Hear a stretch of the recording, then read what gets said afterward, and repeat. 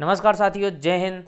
आज पढ़ने वाले हैं हम अजमेर के चौहान। और चौहान पढ़ने से पहले हम करेंगे इनकी उत्पत्ति के बारे में। तो चौहानों की उत्पत्ति के बारे में पढ़ते हैं आज। चौहानों की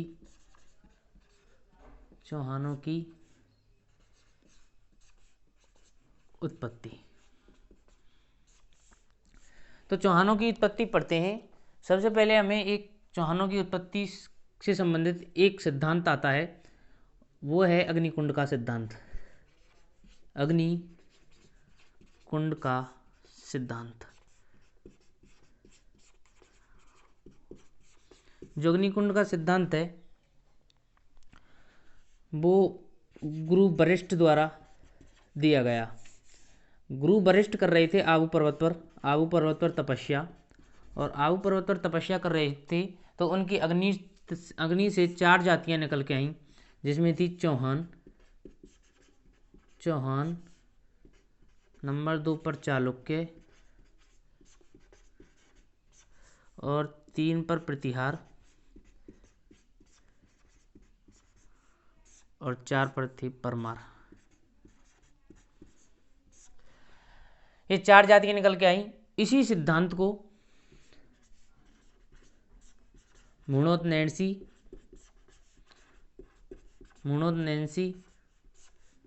चंद्रवरदाई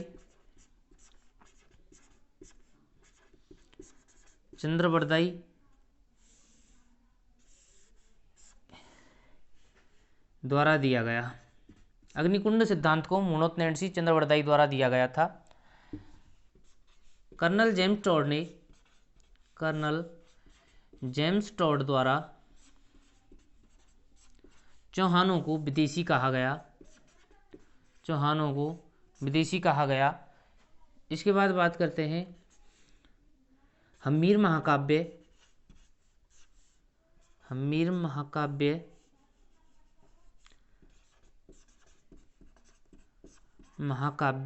बा डॉक्टर गौरीशंकर हीराचंद ओझा के अनुसार इन्हें सूर्यवंशी कहा गया। बिजौलिया शिलालेख के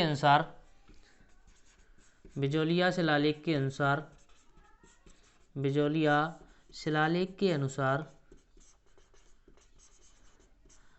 चौहानों को वत्स गोत्रीय ब्राह्मण बताया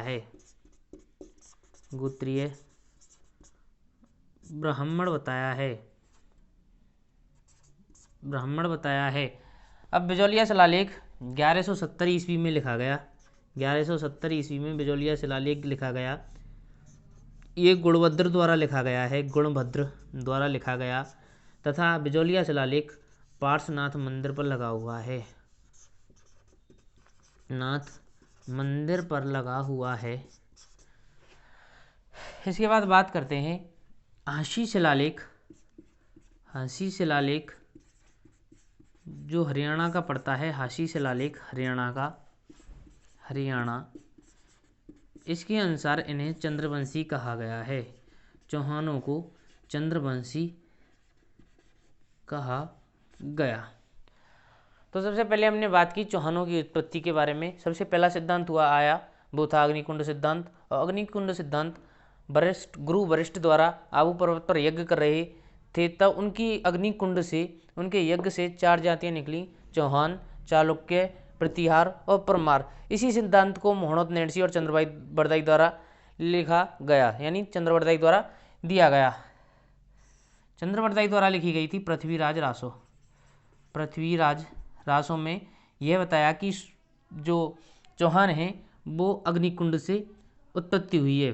पृथ्वीराज रासो के अनुसार चौहानों की जो उत्पत्ति हुई है वो अग्निकुंड से हुई है। कर्नल जेम्स टॉड के अनुसार ये विदेशी हैं। हम्मीर महाकाव्य और डॉक्टर गौरीशंकर ओझा के अनुसार सूर्यवंशी बताया है। और बिजौलिया शिलालेख में इसे वत्स गोत्रीय ब्राह्मण बताया गया है, जो 1170 में गुणभद्र द्वारा लिखा गया। पार्श्वनाथ मंदिर पर लगा हुआ है। हांसी शिलालेख हरियाणा के अनुसार चौहानों को चंद्रवंशी बताया गया है। तो कर्नल जेम्स टॉड द्वारा विदेशी कहा गया, क्योंकि कर्नल जेम्स टॉड खुद विदेशी थे, तो उन्होंने चौहानों को विदेशी बताया है।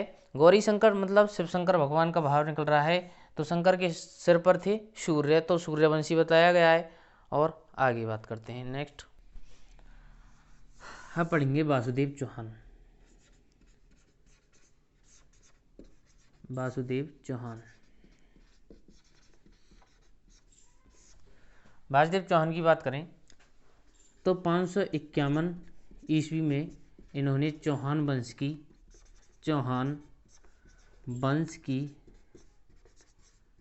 स्थापना की। चौहान वंश की स्थापना की, इसलिए इन्हें चौहानों का आदि पुरुष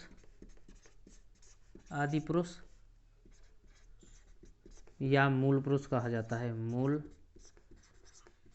पुरुष कहा जाता है।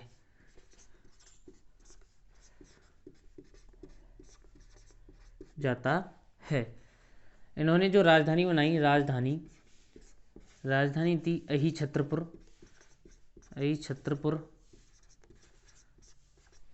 राजधानी थी अहिछत्रपुर।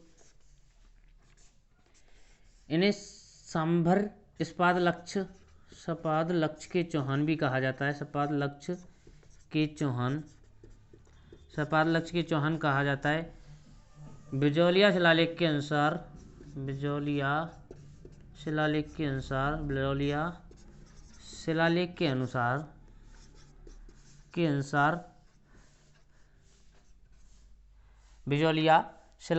अनुसार वासुदेव चौहान ने सांभर झील का निर्माण करवाया। सांभर झील का निर्माण करवाया। अब वासुदेव चौहान की बात करते हैं तो 551 ईस्वी में इन्होंने चौहान वंश की जो स्थापना की, इसलिए इन्हें आदि पुरुष या मूल पुरुष कहा जाता है। राजधानी बनाई थी वो अहिछत्रपुर। इन्हें सपाद लक्ष्य के चौहान भी कहा जाता है। बिजौलिया शिलालेख के अनुसार इन्होंने सांभर झील का निर्माण करवाया। वासुदेव चौहान के बाद हम बात करेंगे गुबक फर्स्ट की। अब पहले जो चौहान थे वो प्रतिहार राजा थे, उनके सामंत हुआ करते थे। तो ये गुबक फर्स्ट तक ये प्रतिहार शासक वत्सराज के सामंत थे। मतलब गुबक फर्स्ट तक ये प्रतिहार शासकों के वो सामंत हुआ करते थे। इसके बाद पढ़ते हैं हम गुबक फर्स्ट के बाद विग्रहराज द्वितीय।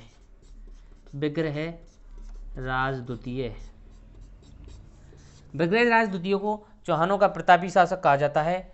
चौहानों का सबसे प्रतापी शासक क्यों कहा जाता है सबसे प्रतापी शासक? क्योंकि इसने गुजरात के मूल राज को पराजित किया।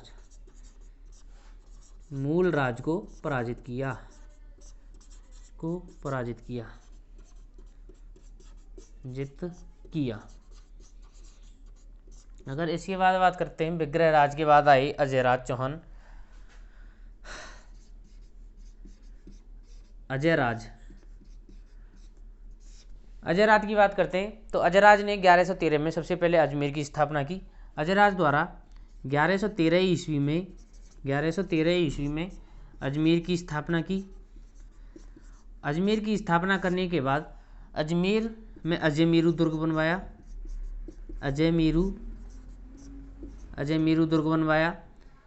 अजयमेरू दुर्ग का जो नाम रखे, जो उपनाम थे, इसे तारागढ़ कहते थे। तारागढ़, गढ़वीटली और राजस्थान का जिब्राल्टर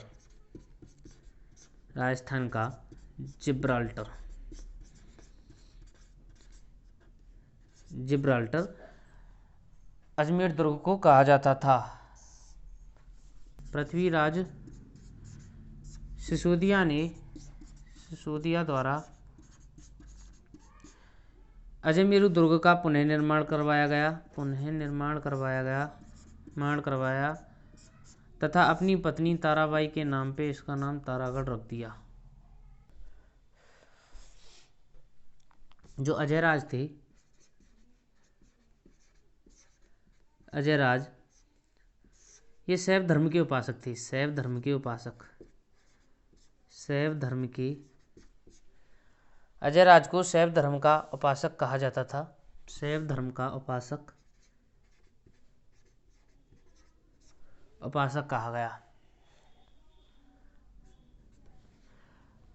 अजयराज के समय चालुक्य शासक के सेनापति सालहण द्वारा अजयराज पर किया गया आक्रमण। तो अजयराज ने इसमें सालहण में मार लगाई और मार लगा के बना लिया इसे बंदी, सालहण को बंदी बना लिया। इसके बाद अजयराज ने अजयराज द्वारा अपने नाम के सिक्के चलाए गए, जिसे अजय प्रिय द्रुमकम कहा जाता है। अजय प्रिय द्रुमकम, तथा इन सिक्कों पर अपनी पत्नी सोमल देवी का चित्र अंकित करवाया।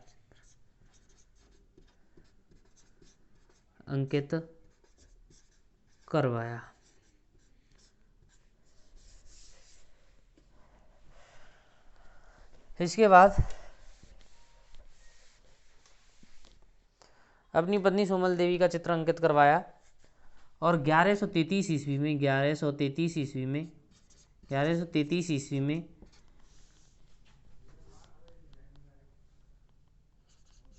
अजयराज ने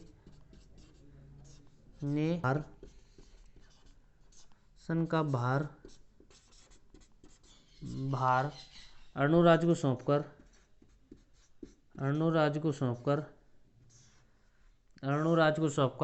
पुष्कर चले गए।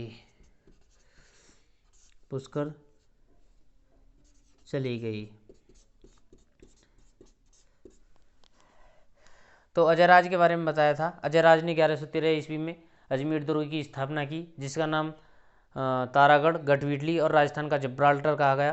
तारागढ़ पृथ्वीराज सिसोदिया की पत्नी तारा के नाम पे उसका पुनरुद्धार करवा के उसका नाम तारागढ़ रखा गया। इसके बाद अजयराज शैव धर्म का उपासक था। इसके टाइम में सालहण, जो चालुक्य सेनापति सालहण द्वारा आक्रमण किया गया, उसे बंदी बना लिया और अजयराज ने अपने नाम के सिक्के चलाए, जिसे अजय प्रिय द्रुमकम के नाम से जाना जाता है, और तथा अपनी पत्नी सोमल देवी, तो अजयराज की जो पत्नी थी सोमल देवी, उसका उन सिक्कों पर चित्र अंकित करवाया। 1133 में अजयराज ने अपने शासन का पूरा भार सौंपकर अर्णोराज को सौंपकर पुष्कर चले जाते हैं। इसके बाद आ जाते हैं अर्णोराज।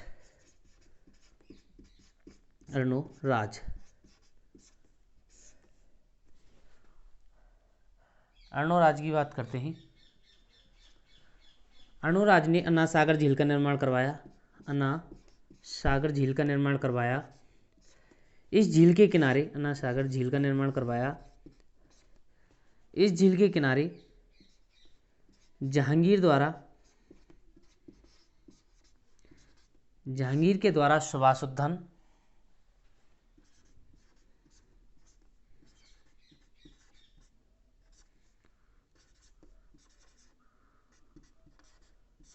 या दौलत बाग बनवाया तथा शाहजहां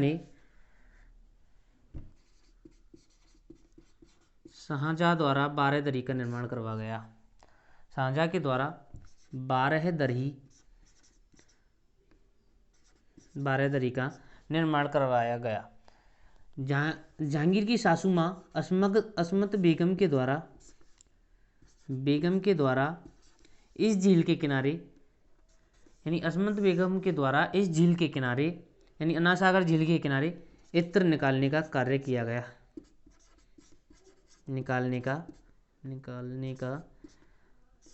कार्य किया गया। अब अजयराज जी अर्णोराज को शासन का भार सौंप कर पुष्कर चले जाते हैं। तो ये पुष्कर में बरहा मंदिर का निर्माण करवाते हैं।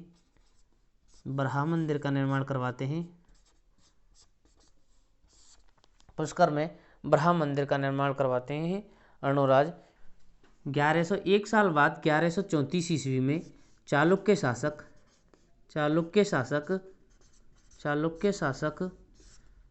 जय सिंह,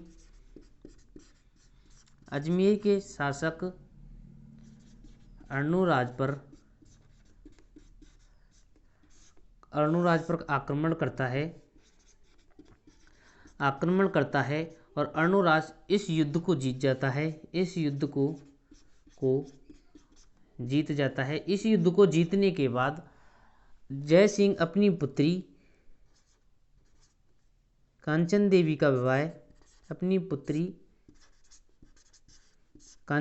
का विवाह अर्णोराज के साथ कर देता है।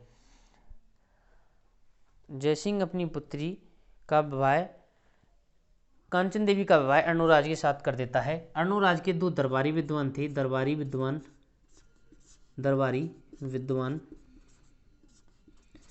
एक का नाम था धर्मघोष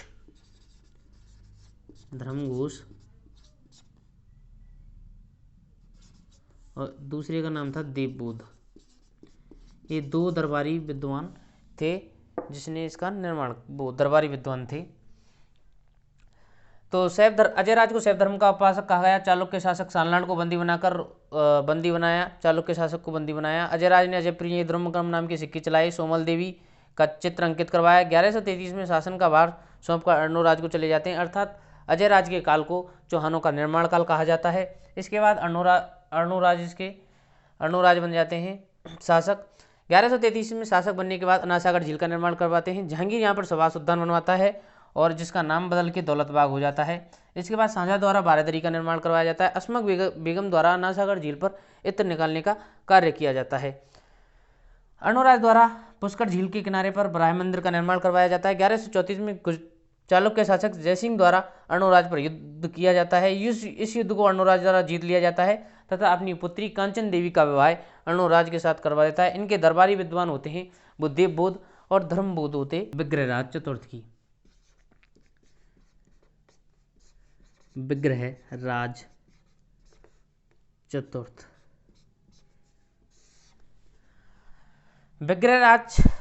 चतुर्थ के काल को चौहानों का स्वर्ण काल कहा जाता है। विग्रहराज के काल को चौहानों का स्वर्ण काल कहा जाता है। स्वर्ण काल क्यों कहा जाता है? क्योंकि विग्रहराज चतुर्थ द्वारा अपने साम्राज्य का विस्तार दिल्ली तक फैलाया। क्योंकि विग्रहराज चतुर्थ द्वारा अपने साम्राज्य का विस्तार कहाँ तक कर दिया? दिल्ली तक। साम्राज्य का विस्तार दिल्ली तक कर दिया। इसके बाद बीसलपुर बांध का निर्माण करवाया।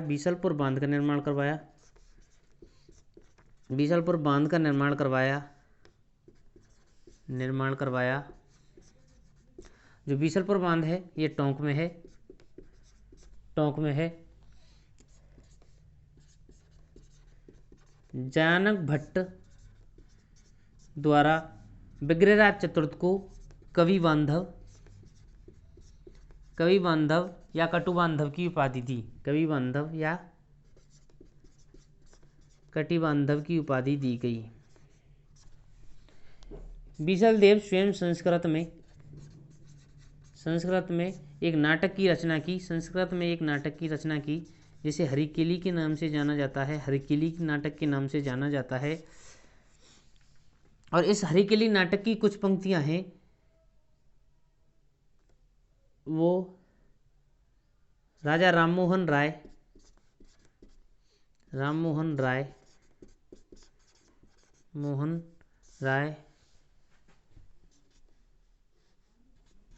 की समाधि पर ब्रिस्टन इंग्लैंड में लगी हुई है। अब इनके द्वारा एक संस्कृत विश्वविद्यालय की स्थापना की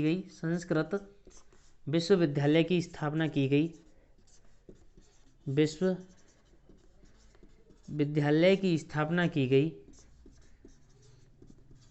इस संस्कृत विश्वविद्यालय का नाम था सरस्वती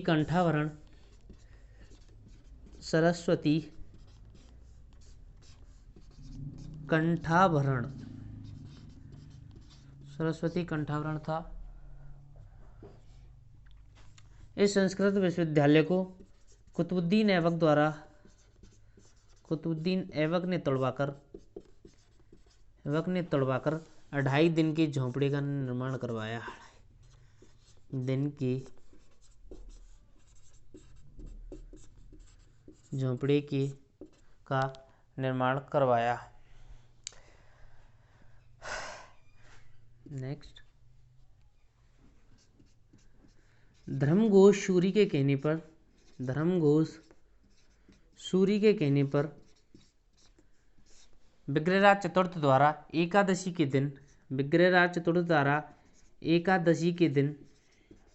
दिन जीव हत्या पर रोक लगाई। जीव हत्या पर रोक लगाई। जीव हत्या पर रोक लगाई।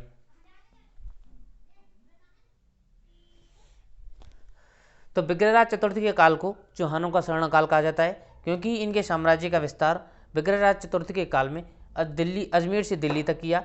बीसलपुर बांध का निर्माण करवाया। टोंक में जैनक भट्ट के द्वारा इन्हें कवि बांधव या कटि बांधव की उपाधि दी गई। इनके द्वारा संस्कृत में एक नाटक की रचना की गई जिसे हरकिली के नाम से जाना जाता है, और हरकिली की जो कुछ पंक्तियां हैं वो राजा राम मोहन राय की समाधि ब्रिस्टन इंग्लैंड में लगी हुई है। इनके द्वारा संस्कृत विश्वविद्यालय की स्थापना की गई, जिसका नाम था सरस्वती कंठावरण। इसको तोड़वाकर कुतुबुद्दीन ऐबक के द्वारा 2.5 दिन का झोंपड़ा निर्माण करवाया। धर्मघोष सूरी के कहने पर एकादशी के दिन जीव हत्या पर रोक लगाई। अब दिल्ली तक साम्राज्य फैलाया, इसकी जानकारी हमें मिलती है शिवालिक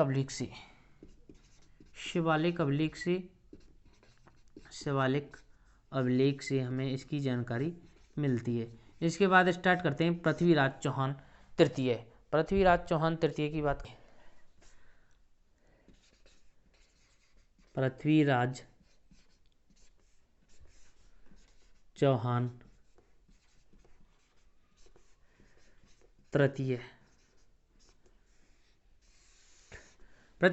तृतीय की बात करते हैं तो पृथ्वीराज चौहान तृतीय का जन्म हुआ था वो 1166 में अहिलनापाटम गुजरात में इनका जन्म हुआ था। इनके पिता थे सोमेश्वर और माता थी कर्पूरी देवी। बात करते हैं पृथ्वीराज चौहान की। पहले इनकी जीवनी के बारे में बात करते हैं। तो पृथ्वीराज चौहान का जो जन्म था, जन्म 1166 ईस्वी में हुआ। पिता थे सोमेश्वर, और सोमेश्वर के मर जाने के बाद माता थी कर्पूरी देवी।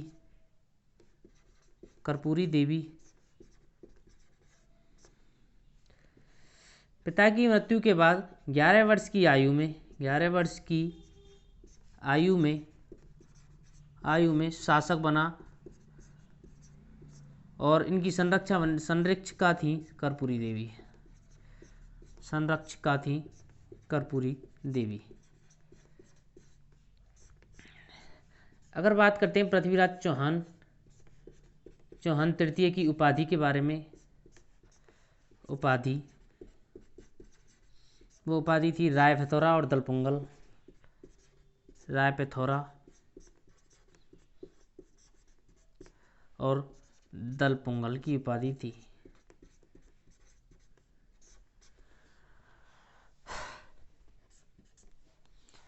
इनका प्रधानमंत्री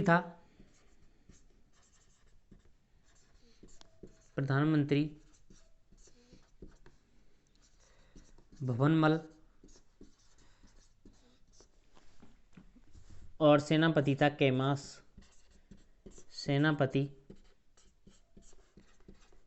कैमास।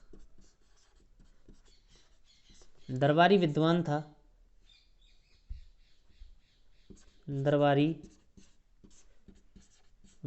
था वो था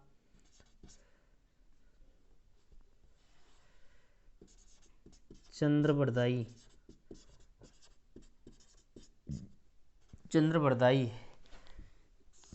इसका अन्य नाम था पृथ्वी भट्ट। इसके द्वारा लिखी गई पृथ्वीराज रासो। और इसको पूर्ण किया था जलहण द्वारा, जलहण द्वारा पूर्ण किया। ये जलहण था पृथ्वीराज यानी पृथ्वीभट्ट का पुत्र, यानी चंद्रवरदायी का पुत्र था। अब बात करते हैं पृथ्वीराज चौहान की। पृथ्वीराज चौहान के समकालीन हुए थे युद्ध, यानी इसके जो समकालीन युद्ध हुए द्वारा दिग्विजय की नीति अपनाई गई। दिग्विजय अर्थात पड़ोसी राज्यों में विजय प्राप्त करना इनका उद्देश्य था। देखो समझते हैं।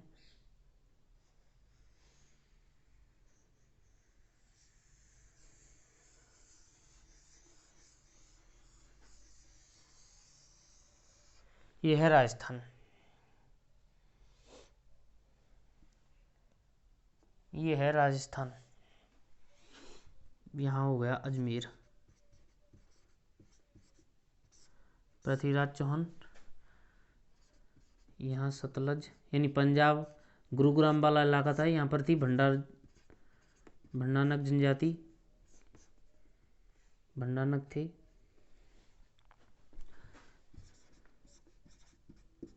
महोबा,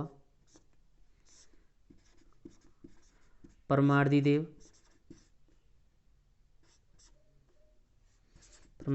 थे। इनके सेनापति थे आला व उदल।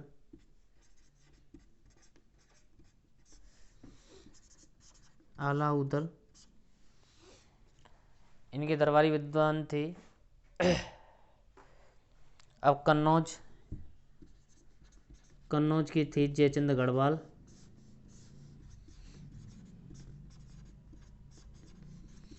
गहेड़वाल,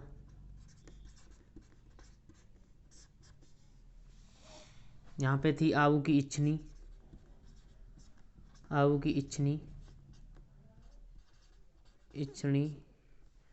और गुजरात में था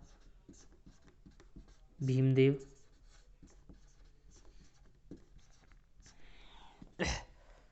गुजरात में था। सबसे पहले अजमेर के चौहान पृथ्वीराज तृतीय द्वारा सतलज या में भंडारनक, यहाँ पर गुरुग्राम में भंडारनक जाति का विद्रोह कर रही थी। गुरुग्राम में भंडारनक के जो थे वो विद्रोह कर रहे थे, उनके विद्रोह का दमन किया। इसके बाद गुजरात के शासक भीमदेव थे, वो आबू की इच्छनी से शादी करना चाहते थे, और आबू की इच्छनी करना चाहती थी पृथ्वीराज चौहान से शादी। तो आबू की इच्छनी से शादी करना चाहते थे, दोनों में इसलिए युद्ध हो जाता है। और इसके बाद आबू की इच्छनी से विवाह कर लेते हैं अजमेर के राजा पृथ्वीराज चौहान। इसके बाद महोबा के परमार्दी देव के साथ युद्ध करते हैं, जिसमें आला और उदल मारे जाते हैं, और जयचंद। इसके बाद कन्नौज के जयचंद गढ़वाल संयोगता, ये राजसूय यज्ञ करवाते हैं। राजसूय यज्ञ इसमें पृथ्वीराज चौहान द्वारा संयोगता से विवाह कर लिया जाता है।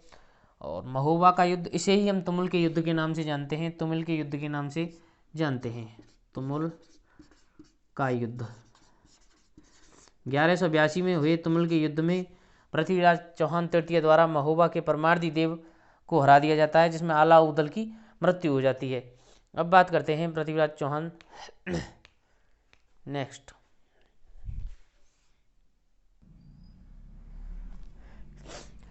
इसके बाद 1191 में तराइन का युद्ध होता है। तराइन का युद्ध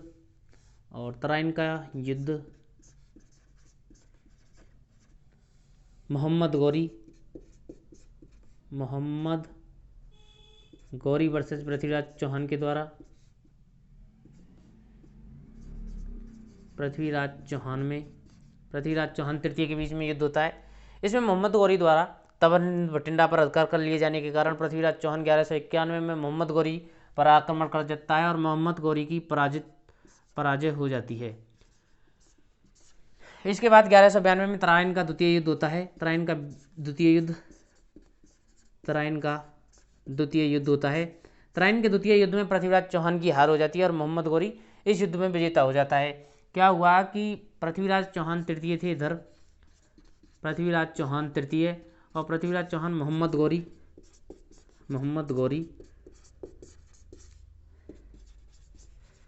क़िवाम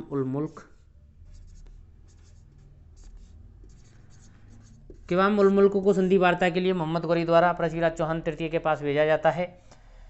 यहाँ पर संधि ना होकर मोहम्मद गौरी पृथ्वीराज तृतीय पर आक्रमण कर देता है। उसकी सेना शौचादी के लिए जाती है, तो मोहम्मद गौरी इसका फायदा उठाकर पृथ्वीराज तृतीय पर आक्रमण करता है और पृथ्वीराज तृतीय को बंदी बनाकर ले जाता है गजनी ले जाता है। यहाँ पर जाकर पृथ्वीराज तृतीय की दोनों आँख फोड़ दी जाती हैं।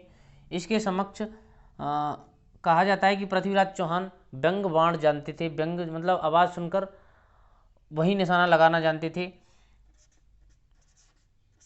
तो चंद्रवरदाई द्वारा एक श्लोक गाया गया, श्लोक बताया गया कि 4 बांस 24 गज, 4 बांस 24 गज, अंगुल अष्ट प्रमाण, अंगुल अष्ट प्रमाण,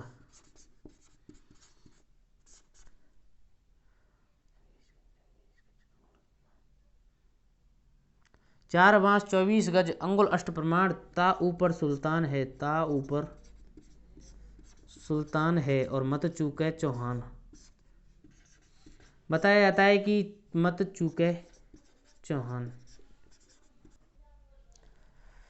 इसके बाद बताया जाता है कि गजनी पर ले जाया गया। इसके बाद मोहम्मद गौरी द्वारा पृथ्वीराज चौहान तृतीय द्वारा मोहम्मद गौरी की हत्या हो जाती है। अधिकतर विद्वान कहते हैं कि पृथ्वीराज चौहान की जो हत्या हुई थी वो अजमेर में युद्ध के दौरान ही हो गई थी। मिनाजुस राज के अनुसार यह गजनी गया था और पृथ्वीराज चौहान के दरबारी कवि चंद्रवरदाई के द्वारा इसकी मृत्यु हुई थी गजनी में। इसकी मृत्यु हुई थी गजनी में। तो बात करते हैं पृथ्वीराज चौहान तृतीय के जन्म 1166 ईस्वी में हुआ था। पिता का नाम था सोमेश्वर, माता का नाम था करबोरी देवी। 11 वर्ष की आयु में यह शासक बन गया। 1177 में यह शासक बन जाता है। माता संरक्षिका बनी। इसकी पृथ्वीराज चौहान को उपाधि थी जो रायपिथौरा और दलपुंगल की थी। प्रधानमंत्री थे इसके भुवनमल और सेनापति था कैमास। दरबारी विद्वान था चंद्रवरदाई, जिसे पृथ्वी भट्ट के नाम से जाना जाता था, और इसके पुत्र जलहोण द्वारा चंद्रवरदाई वो पृथ्वीराज रासो को पूरा किया गया। इसने दिग्विजय की नीति अपनाई और अपने आसपास के इलाके थे, आसपास के सभी जगह पर अपना साम्राज्य का विस्तार किया। सतलज गुरुग्राम में भंडारनक जाति का विद्रोह हो रहा था, यहाँ पर इसका दमन किया। महोबा परमाणिदेव 1182 में युद्ध हुआ। इसमें परमाणिदेव के सहित आला उदल मारे गए।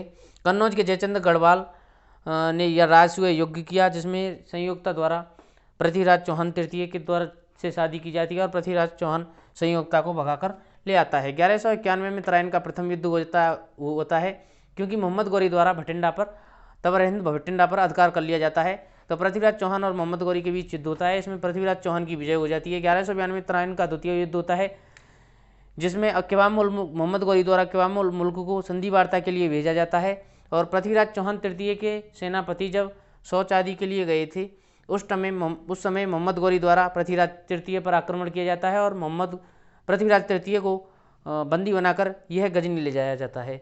गजनी में जाकर इसकी हत्या हो जाती है। कोई बताता है कि पृथ्वीराज चौहान युद्ध भूमि में ही मारे गए थे। पृथ्वीराज चौहान के जो दरबारी विद्वान थे चंद्रवरदाई, उनके द्वारा इनकी हत्या गजनी में हुई है। महोबा में जब परमाणिदेव हराया गया, यहाँ पर पृथ्वीराज ने पंजोन राय को अपना गवर्नर बनाया। यहाँ पर अब पृथ्वीराज चौहान खत्म हो गए हैं। इसके बाद आज हम बात करते हैं मूल कर्तव्यों की। बेस्ट ट्रिक के साथ आज मूल कर्तव्य स्टार्ट करेंगे। जय हिंद, जय भारत।